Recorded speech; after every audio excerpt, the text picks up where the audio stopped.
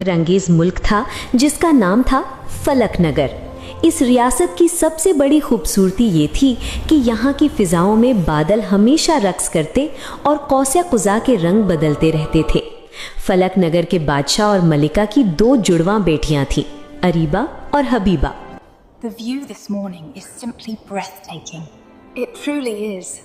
The waterfalls look magnificent. शक्लो सूरत में तो वो एक ही चांद के दो टुकड़े थी, मगर उनके मिजाज दो अलग मौसमों जैसे थे। सुंदर राज्य है। शहजादी अरीबा, उसे खामोशी और इल्म से मोहब्बत थी। वो अक्सर महल के कुतब खाने में बैठी सुनहरी कलम से अपनी डायरी लिखती। वो बहुत गहरी सोच वाली और दूरंदेश थी। खुदी को कर बुलंद इतना कि हर तकदीर से पहले खुदा बंदे से खुद पूछे, बता तेरी रजा क्या है। शहजादी हबीबा, वो बिजली की तरह चुस्त और तूफान की तरह बेबाक थी। उसे घुड़सवारी और तलवारबाजी का जुनून था।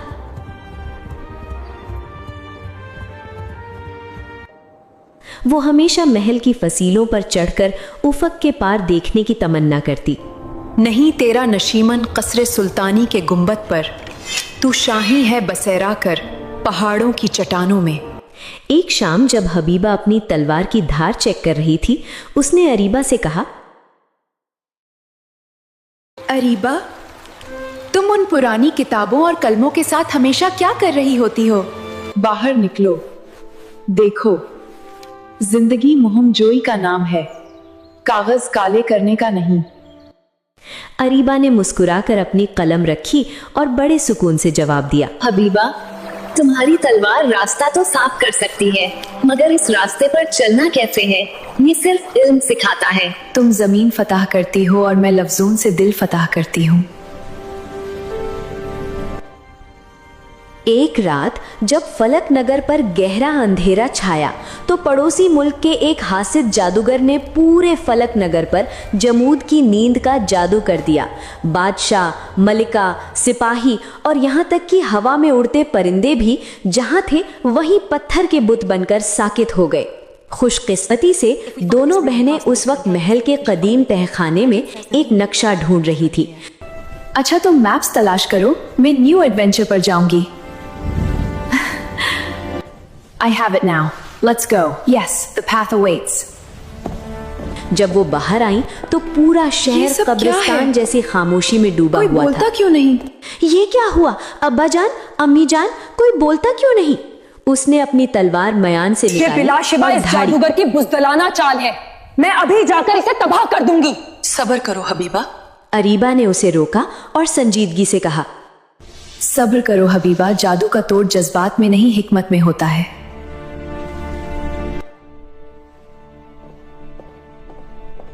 दोनों वापस तहखाने में आईं। अरीबा का ध्यान दीवार पर गया।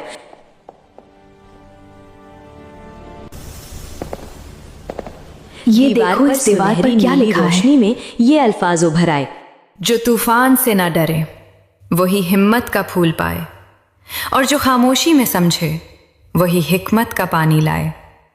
एक बाजू हो फौलाद का, एक दिल हो नूर से भरा, जब दोनों मिल जाए तभी नींद का जादू टूट जाए। अरीबा ने अपनी कलम की रोशनी में दीवार पर लिखी एक इसका मतलब हुआ कि जादू का तोड़ हिम्मत का फूल और हिकमत का पानी है। हबीबा, हमें मिलकर काम करना होगा।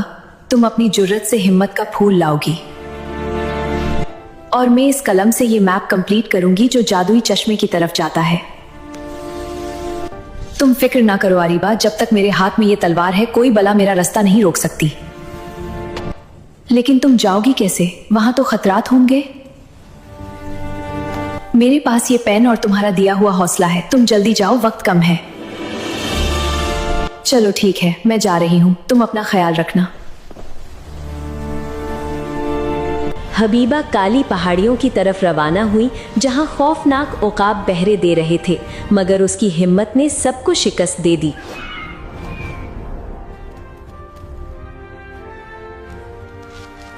उधर अरीबा ने लाइब्रेरी की तमाम किताबों का निचोड़ निकालकर नक्शा मुकम्मल किया और वो रास्ता ढूंढ लिया जो सदियों से मख्फी था।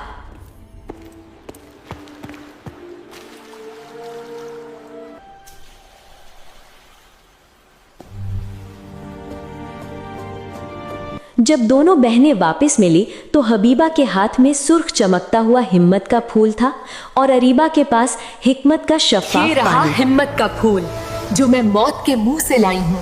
और हिकमत का पानी सब्र के बगैर पाना नामुमकिन था। जैसे ही उन्होंने इन दोनों को मिलाकर महल के फव्वारे में डाला, एक जोरदार सुनहरी रोशनी फैली और जादू टूट गया। पूरे फलक नगर में जिंदगी की लहर दौड़ गई।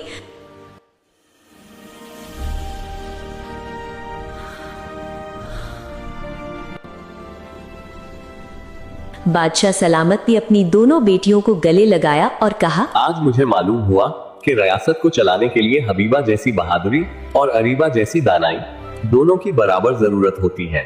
And then he said the most ridiculous thing about the neighboring kingdom's unicorn. इस दिन के बाद फलक नगर में ये कहावत मशहूर हो गई, तलवार अगर ढाल है तो कलम उसका चिराग है।